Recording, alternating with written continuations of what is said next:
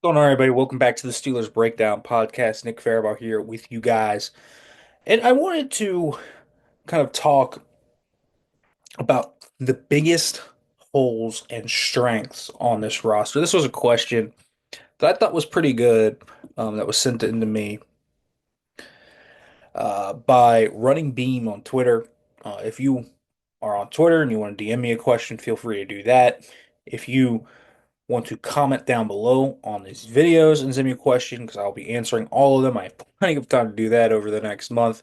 Continue to do that. But today I want to answer that question. What are the biggest strengths and weaknesses on the Pittsburgh Steelers roster before training camp? And so let's examine this roster kind of piece by piece and see where I think their weaknesses are and where I think their pluses are. I would say the certain strengths that I would automatically point to for anyone that was kind of asking me about strengths. I would automatically point to the inside linebacker room, the outside linebacker room, and the defensive line. Those three positions to me feel like the strongest groups on the team. I truly believe that. Outside linebacker, they added another player in Jack Sawyer who's just going to give them another weapon, I mean, to utilize there, as if they need another one with TJ Watt, Alex Highsmith, and Nick Herbig.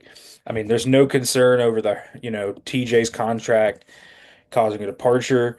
Um, so they still have a top edge rusher. They have a great number two. They have an excellent three who I think could start in many other places. And then they have Sawyer, who certainly is at least an intriguing rookie that can bring run defense upside. And so that room, I mean, I think is the best on the roster. After what they did on the interior defensive line, I think that is also a strength. I mean, Derek Harmon, I think, big boost. I don't necessarily believe that much is going to be lost by losing at Larry Ogunjobi last year. I like Keanu Benton's direction. Cam Hayward, while old, is still balling out. And so there's just a lot to be really impressed with there on the roster in the interior defensive line as starters. And then the depth, I mean, I think they have enough depth. I like Daniel Ekuale probably more than most. You watch his tape last year, it's not going to give you, it's going to knock your socks off, but he does a lot of the dirty work. He's a great run defender. He's going to be a floor elevator. Just a lot of really good things for you. And so I think that is very much something that I like when I watch him. And then you look at other guys, and then there's kind of the Logan Lee, DeMarvin Leal, Dean Lowry, Y.A. Black guys. I think Y.A. Black is a roster lock, honestly. We'll see where he can come in his first year. A little skeptical. He's going to have a huge impact in year one, but we'll see. But that's a good depth room, man. I mean, they got depth on this roster, interior defensive line. And I think inside linebackers, a very similar story. Though I have questions about Patrick Queen, I thought he did play better down the stretch last year, despite the abhorrent failings of the defense down the stretch. I actually thought he was someone that when you go back and watch, the film is much kinder to than you would believe. I think that they started to get some of what they thought they were going to get in this year.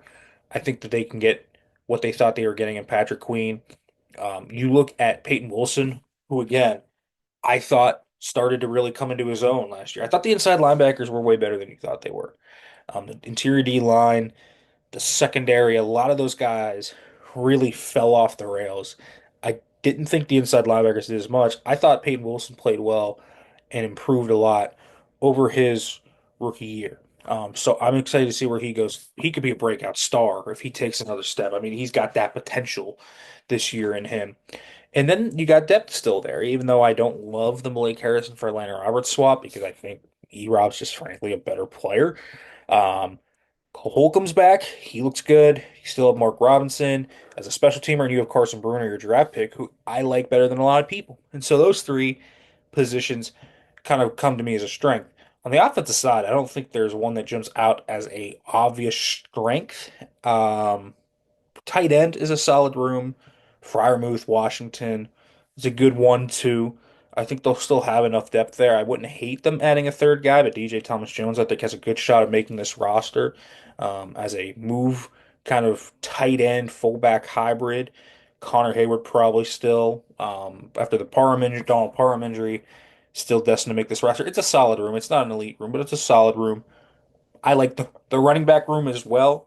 You got Caleb Johnson, Jalen Warren, and Kenny Gainwell. I think that's a good 1, 2, 3. I don't think it's an elite running back room, but I like Jalen Warren. I think he's way underrated compared to where people rate him. I love Caleb Johnson, and I like Kenny Gainwell. And so those two feel like obvious strengths to me on the offensive side of the ball. O-line could be. Let's see where that goes.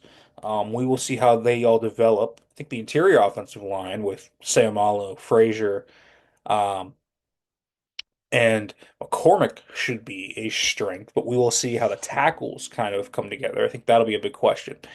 The weaknesses on this team to me also stand out pretty clearly. Wide receiver is a big question to me. Um, I mean, they have DK Metcalf and they need another guy there. I just do not like the pieces they have there to fully cobble together a group that is above the water in the league. And it doesn't have to be a Keenan Allen, a Amari Cooper, not necessarily. Could it be a Gabe Davis that gives him a different look so you can kind of use him, Calvin Austin, Roman Wilson, and Robert Woods to kind of flake things together? Sure, but it's just not good enough yet. It's better than last year's. I think it's a better room than last year's, but that's not saying much, and that's not the barometer you want to be measuring yourself up to. So to me, that very much is something to watch. They need another wide receiver. It's just not good enough a wide receiver too. Corner, I like the outside corners actually better than people do. Darius Slay's 34 is going to be 35 in January, but I actually like Darius Slay's game. I thought he was really good last year. I think he's a fine fit schematically. I like Darius Slay. Joey Porter Jr. doesn't need to take a step, sure, but even last year when he was up and down, he was still a corner too. I mean, I like that. And then people are like, well, if one of them gets hurt, they're screwed. I mean, Brandon Eccles is a completely solid depth corner. Corey Trice, I think, is promising. He's got to stay healthy, but like, there's promise there. So I don't know. I don't really understand the outside corner questions compared to the slot corner ones, which I definitely do. I think slot corner and wide receiver two are probably the two biggest issues on this roster. Beanie Bishop had some promising moments, but was benched for Cam Sutton. Clear the Steelers coaching staff didn't trust him. When he did play, he was busting coverages, got beaten man coverage. He's a good tackler. He's instinctual. There were things that were coming along. I'm at least interested in him, but do I want to make him your kind of fit all answer? I don't think so. And outside of that, it's just a bunch. It's Dante Kent, your seventh round pick. It's a Sean Jameson, a future sign. It's Sebastian Cashper, UFA. Even if you like some of those guys, it's hard to rely on those. And so, could you go out and sign somebody? There's obviously the Jalen Ramsey trade rumors, but even beyond that, you can sign a Kendall Fuller, sign Asante Samuel Jr. I think those are legitimate asks. I don't think that's crazy. And then the other kind of spot that I would highlight still as a weakness, I'd still, quarterback. I don't love the quarterback situation. Obviously, it's kind of set for this year. You have Aaron Rodgers starting, Rudolph backup, Will Howard probably your QB3. It's fine. It's cobbling together, but you obviously want your franchise guy there. And so, till they get a franchise guy or someone that is requisite up to that level, to me, quarterback will be one of those weaknesses. It's probably your third weakness here. One position group I didn't mention, safety. It's a good room. Minka, Elliott, Thornhill, Killebrew, completely fine room.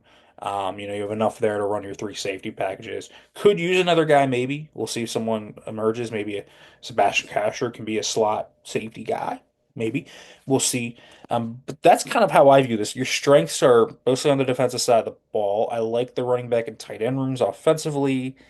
I have big questions about offensive line, just kind of where it goes. It could be mediocre. It could be really good. This could be a strength by the end of the year. Let's see how that kind of progresses. So I didn't put offensive line in really either category. I think they could use more depth. I think that's a fair criticism. I think offensive line depth is a hole that you could certainly see them try to add to.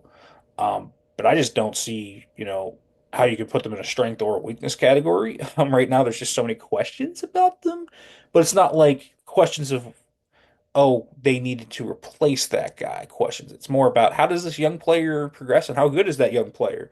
More types of questions. So I think you categorize that as the firm middle of this team, but could be really good.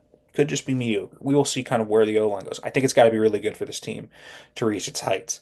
It's such a huge part of what this team does, but they could definitely use more depth. I think interior and tackle. I could see them adding someone at the cut down deadline because they do need more talent there at on the depth side of things.